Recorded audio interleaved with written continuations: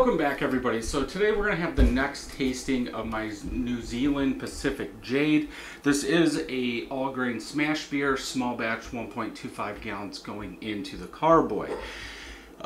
This was bottled on 7/26/2019, so it's about 8 months old at this point, and the reason for that is I want to see how they age. We've seen some in the Smash series and the 2-hop series that actually have been better with some age on them. Now that could be because we're not using a lot of malts yet. Smash beer, single malt, single hop, or my 2-hop series featuring Cascade and Centennial, we're using one malt most of the time, but we are dropping in some others. So we'll just have to go, and I know some people wanted to see how well they age at a year. So I do have some left, so we'll keep going until they run out.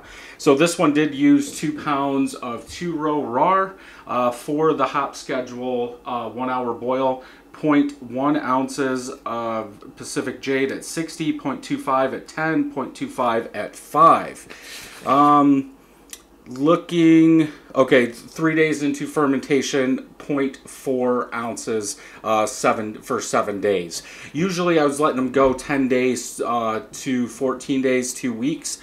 So that 3 days into fermentation, what you would do is say if you're going 10 days, then you would have about 7 days for the dry hop to be in there. 4.94%. This is using US 05 yeast, and I do have it up. For Pacific Jade, what I have, fresh citrus, spicy pepper, similar to Magnum, is what it's saying, or what it said on the bag. So let's go ahead and get it open, get it into the glass. Now this is an older one, good hiss, some smoke coming out of there. This is using the bigger carbonation tablets, the Coopers or Mr. Beer. I did go away from them just because they're harder to dial in, because you're using the big one, and these are 22-ounce bottles. We are going to get some that's coming up right now, so I'm going to go ahead and get it in here. Most of those bigger tablets are 1 tablet per 12 ounces. So if you had a bigger bottle, you would have to get 24-ounce bottles. I'll pour some more in there. And these are 22-ounce. So if you use 2 of them, you're going to be over-carb a little bit.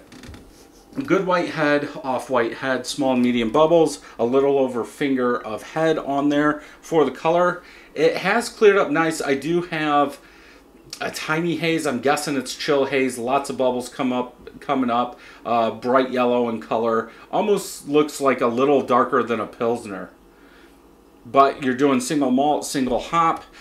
So technically it should be clear. I know we've seen some of these up at the beginning tastings that have been hazier than others. But for a beer this old, I would think most of that stuff would settle out. Let's go ahead and smell. I do get some citrus off raw versus like a regular 2-row or a different brand of 2-row.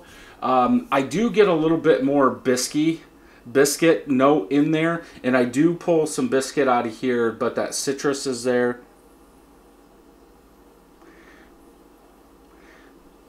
It's almost like a citrus bitterness more than a fresh citrus. When I think of fresh citrus, almost like a tangy, like if you made lemonade with real lemons, more of a tart, tangy lemon citrus quality. This is more citrus bitterness. I'm not getting like a spicy pepper, but with the beer being this old, I can see that dying off pretty quick. Let's go ahead and taste.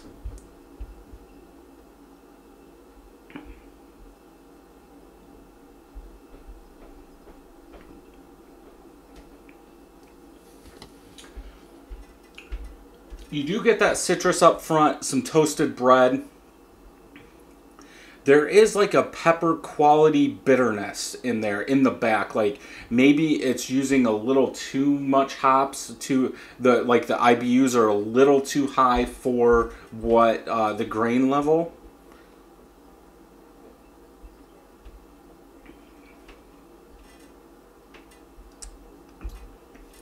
Yeah, in the back in the aftertaste, I do get some like pepper bitterness. That bitterness really stays around in this one. I think like some of the other ones, I've seen the perceived bitterness like goes up over time on some of them, which is kind of weird instead of falling off. But maybe because we are using one malt or one malt and a little bit of something else, it really doesn't have that backbone to stand up to the hops. These hops are 14.3 alpha acid, so those are kind of high. But I normally thought after, let's just say 6 months in an IPA, that the bitterness would start going down. I don't believe the beta acids are very high on this, so I'm not sure why the perceived bitterness keeps coming in more on some of these. Overcarb just a little bit, but I think it's good. You couldn't go wrong for a smash beer. Like I said, that black peppery bitterness in the back might turn some people off, but it's fine with me. I like the citrus up front. It doesn't taste as fresh as what I think a fresh citrus should taste like. I would like to see the bitterness toned down just a little, but for the most part, it's good. Just to mention on this, and I know I've mentioned it in other videos since it's written on here. So when I took my gravity, so when I put it into the fermenter, I take a gravity reading, everybody should, and it was actually 1042. And Beersmith called it to be, I'm sorry, it was 1052. Beersmith called for it to be 1042. So being that far out, I knew something was off, and I was under my 1.25 gallons. So I did add water, and I brought it in at 1040 on that.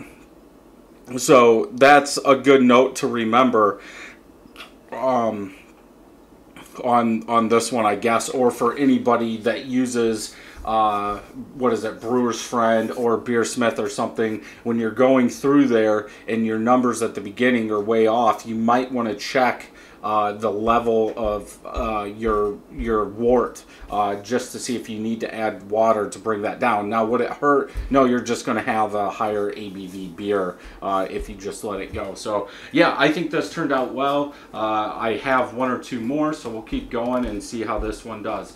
So if you like this homebrew video, check some more out over here. And until next time, happy brewing.